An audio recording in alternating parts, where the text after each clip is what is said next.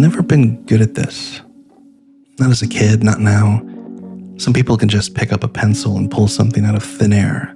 Lines turning into shapes, shapes turning into something real. I envied that. I remember standing in the library as a kid, flipping through books on how to draw, trying to understand something that never made sense to me. My hands couldn't do what my head saw. Then I found computers. CAD made sense, the precision, the control. Finally, a way to create without the frustration of my own limitations. But sketching, it's different. It's raw. There's no grid, no constraints, no undo button. And maybe that's why I need to do it.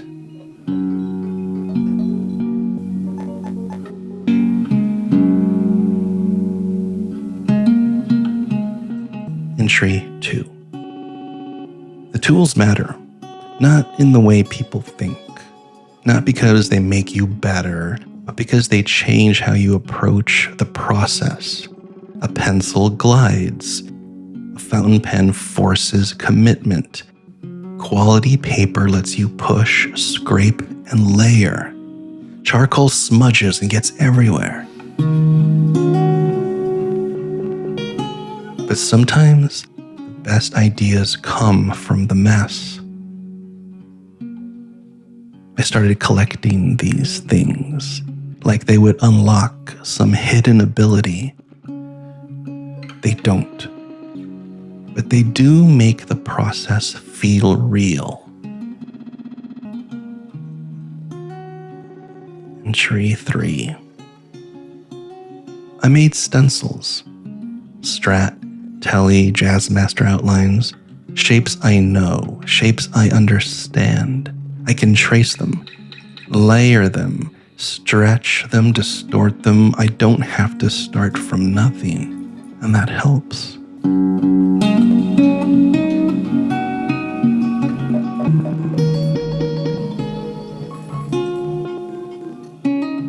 It's not cheating, it's just another way in, a way to move past the fear of the blank page. The first line is always the hardest. So why not take that part out of the equation?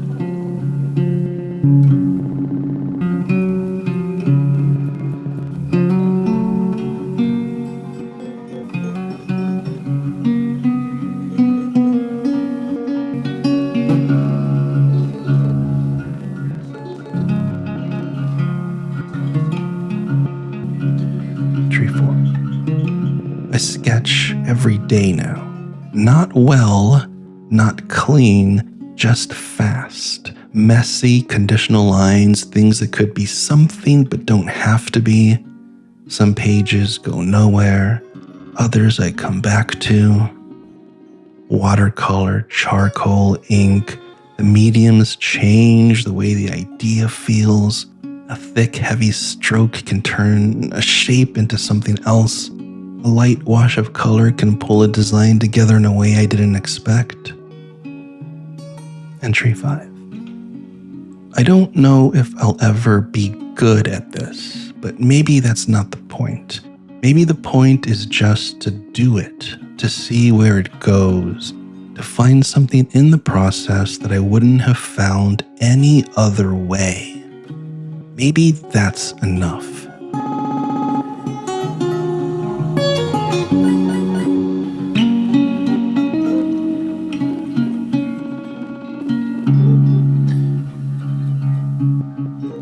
Entry 6.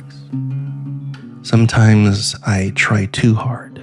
I sit down with an idea, force my hand to make it real, but it always comes out stiff, predictable. It's like I'm pulling from the wrong place, thinking instead of feeling, constructing instead of letting it happen. I don't want to think. I want to tap into something deeper, something beneath thought, the part of the mind where ideas come from before they have shape, before they make sense. Some people call it being in the zone. Some call it speaking with the muses. Whatever it is, I want to be there.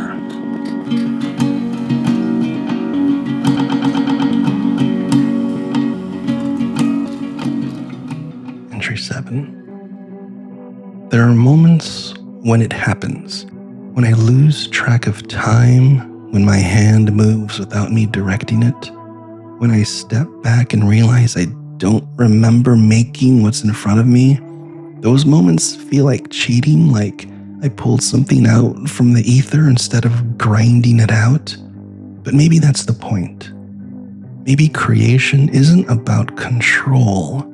It's about getting out of the way. Entry 8. I wonder if creativity is something personal or if it comes from somewhere else. If ideas belong to us or if we just borrow them for a while. Maybe the best work doesn't come from thinking harder, but from letting go. From opening a door inside and letting something bigger move through. The collective unconscious, the universe, whatever it is. I want to hear it. I want to learn how to listen. Entry 9. I think that's what sketching is teaching me. It's not about the lines. It's not about the outcome. It's about finding a way in, stepping aside, letting the ideas come through without crushing them under expectation. It's about learning to trust that the next line will appear when it needs to. And if it doesn't, maybe that's okay too. Entry 10. The science behind this feeling, the loss of self, the surrender to something deeper, psychologists call it flow state, a term coined a while back. But when you're in it, your prefrontal cortex, the part of the brain responsible for self-criticism, doubt, overanalysis, that part goes quiet. Neurologists see reduced activity in the dorsolateral prefrontal cortex, that part that makes us second guess every single move. And in that silence, something else takes over. Patterns emerge.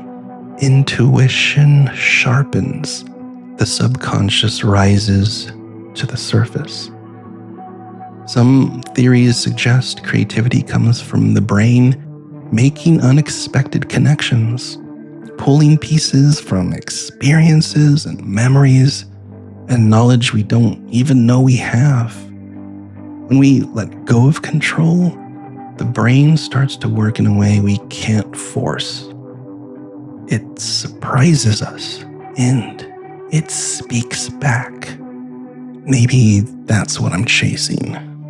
The ability to silence the part of me that hesitates, the part that overthinks, the part that stops the line before it has a chance to become something, to let the hand move before the mind catches up, to see what happens next. Entry 11. Fountain pens are different. They don't just put ink on paper. They change the way you move. The way the nib is either stiff or it flexes. The way the ink flows, it forces a rhythm, a connection between hand and thought. And unlike a pencil, there's no erasing. Every stroke is permanent. And that makes every line feel intentional, even when it isn't. Pigment ink sits on the page differently. It has weight. It doesn't seep in and disappear. It stays. It lingers. It tells the story of every hesitation, of every confident mark. And on good paper, it feels alive.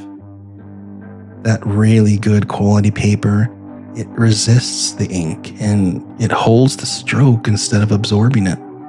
That kind of paper, the good stuff, that makes you slow down, makes you think, and makes you care.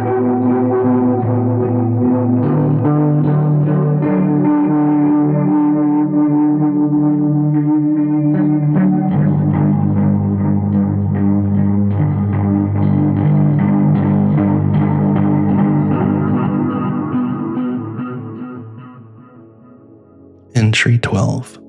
I started carrying a kit for the field, a waxed canvas artist roll. Just a few watercolor pens, a fountain pen, travel-sized watercolor set, and some really good journals and sketchbooks. It fits pretty much anywhere, and it can come with me anywhere. There's something about sketching outside the shop, in the field, in the coffee shops, or even at work during slow moments. The best time to draw, I found, is when the mind wanders, when it's somewhere else, when boredom sets in, when the hand needs something to do while the brain drifts. Sketching is better when it doesn't feel planned, when it just happens, when the tools are there, waiting, ready.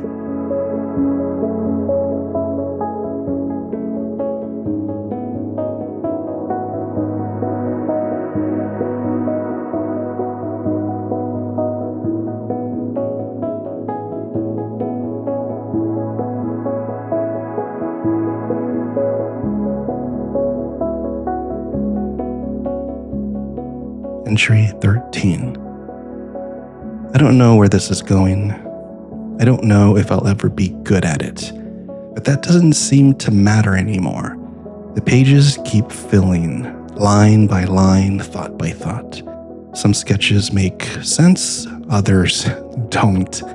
Some feel important, others are just the scribbles of a restless hand. But they're mine, and maybe that's the point.